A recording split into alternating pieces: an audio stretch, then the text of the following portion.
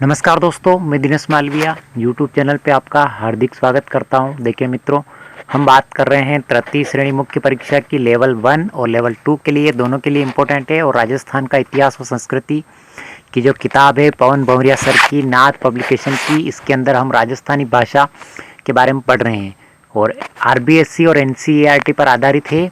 तो लाइए और ख़रीदे, बहुत शानदार किताब है। हम पढ़ रहे थे, उसके बारे में बात करते हैं अपन। राजस्थानी भाषा 13वां अध्याय जो है राजस्थानी भाषा का टॉपिक, इसको पढ़ रहे हैं।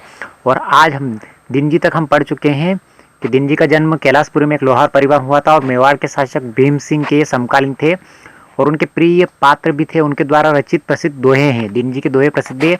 आज बात करेंगे अपन राजस्थानी संत साहित्य एवं लोक साहित्य। रज्जब जी की बात करते हैं।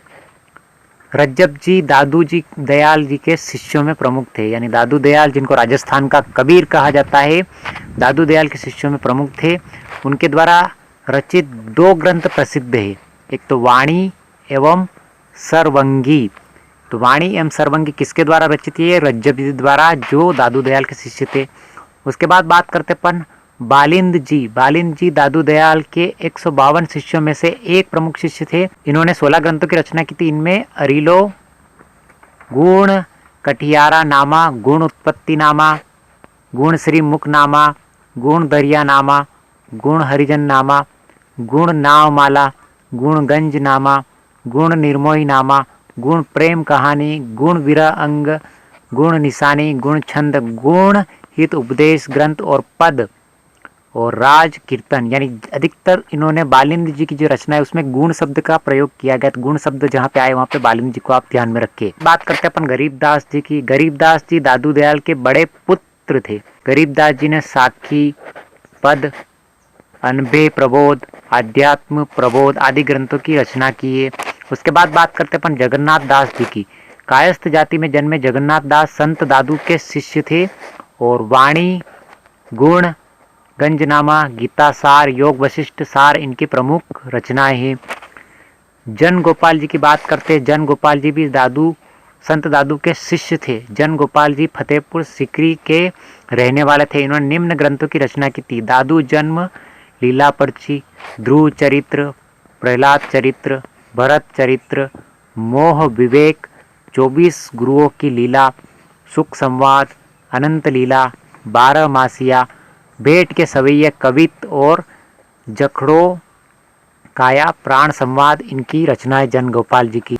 सुंदरदास जी भी संत दादू के शिष्य परंपरा में थे और सुंदरदास ने अग्रलिखित ग्रंथों की रचना की: ज्ञान समुद्र, पंचेंद्रिय चरित्र, वेद विचार, पंच प्रभा, गुण उताती, सदुरु महिमा, बावनी गुरुदवा, षटपदी, ब्रह्म विध्वंस साष्टक, रामजी अष्टक, नाम अष्टक, आत्मा अचल अष्टक, सहजानंद ग्रंथ, पूर्वी भाषा बरवे ग्रंथ और सवैया सुंदर विलास। उसके बाद बात करते अपन खेमदास जी की। खेमदास जी दादू जी के शिष्य रज्जब जी के शिष्य थे, यानी दादू जी के शिष्य रज्जब जी और रज्जब जी के शिष्य थे खेमदास जी। इन्होंने अग्रलिखित 4 ग्रंथों की रचना की है। कौन कौन से? कर्म धर्म संवाद, सुख संवाद, चितावनी, योग संग्रह और साखी। उसके बाद बात करते अपन मंगल राम जी की। मंगल राम जी का जन्म उदयपुर राज्य में हुआ था। इन्होंने लगभग 100 ग्रंथ बनाए, जिनमें सुंदरोदय सर्वोत्तम ग्रंथ है। इसमें नागा जमात का वर्णन किया गया है। आगे बात करते अपन चरणदासी साहित्यकार।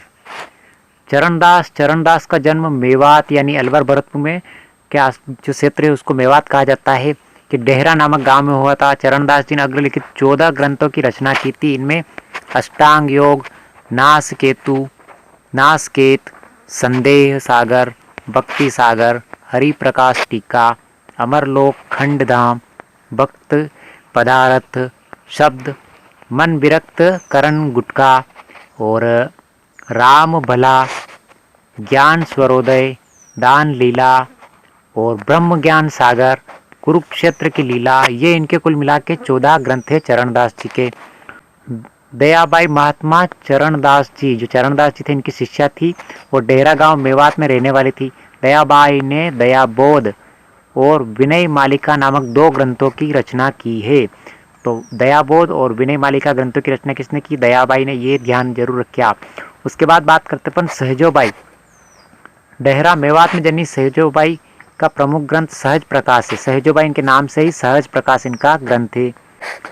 आगे बात करते हैं अपन यानी राम स्नेही संप्रदाय की। रामदास जी की बात करते हैं। मेघवाल जाति के संत रामदास जी का जन्म बीकानेर नामक गांव जोधपुर में हुआ था। गांव का नाम बीकानेर है, जिला नहीं है, जोधपुर में हुआ था। रामदास ने गुरु महिमा, भक्तमाल, चेतावनी, जम, फारगती आदि ग्रंथों का तथा अंगबद्ध अनुभव वाणी की रचना की, जिनके दास, उदास, संभव और खुदवा नामक 4 भेद हैं। दयालदास की बात करते अपन। रामदास के पुत्र दयालदास थे और करुणा सागर नामक प्रसिद्ध ग्रंथ की रचना दयालदास ने की थी। दरियाव जी की बात करते अपन। दरियाव जी का जन्म जोधपुर में हुआ था। इन्होंने वाणी नामक बृहद ग्रंथ की रचना की। राम स्नेहियों में यही एकमात्र कवि है जो काव्यमय सुव्यवस्थित रचनाएं करते थे। तो आपके प्रश्न बनता है कि काव्यमय सुव्यवस्थित रचना करने वाले एकमात्र जो संत थे वो कौन से संप्रदाय के थे? राम स्नेही संप्रदाय के और दरियाव जी। उसके बाद बात करते हैं अपन बालक राम। बालक राम स्वामी रामानंद की शिष्य परंपरा में मीठाराम के शिष्य थे। इन्होंने नाभाजी के भक्तमाल की टीका, भक्तदास गुण जितनी टीका की रचना की थी। सिद्ध जसनाथ, जसनाती संप्रदाय, जसनाथ जी के अनुयायियों में जलम झुलरो, सिद्ध जीरो, सिरलोको तथा सिम्बुदड़ो का बहुत महत्व है। इस संप्रदाय में जियो जी सांकला, लाल नाथी जी, चोखनाथ जी और सवाई दास जी के जल झूलरों की विशेष प्रसिद्धि है। ये सभी जसनाथ जी के शिष्य हैं, यानी जसनाथ जी के शिष्य अधिकतर बहुत सारे हैं। उसके बाद हरिदास की बात करते हैं। निरंजन पंथी यानी निरंजन पंथी की स्थापना हरिदास ने की थी। हरिदास जी का जन्म सांकला राजपूत परिवार कापड़ो डिडवाना नागौर में हुआ था। इनकी प्रमुख रचनाएं भक्त विरुदावली, भरथरी संवाद, व्याहलो, जोग ग्रंथ और टोडरमल जोग ग्रंथ। तो ये हुए कुछ संतों के बारे में हमने जानकारी आपको इस पीडीएफ के माध्यम से दी। कैसी लगी आपको क्लास? लाइक शेयर सब्सक्राइब करें। इससे आगे की क्लास मिलते हैं अगले वीडियो।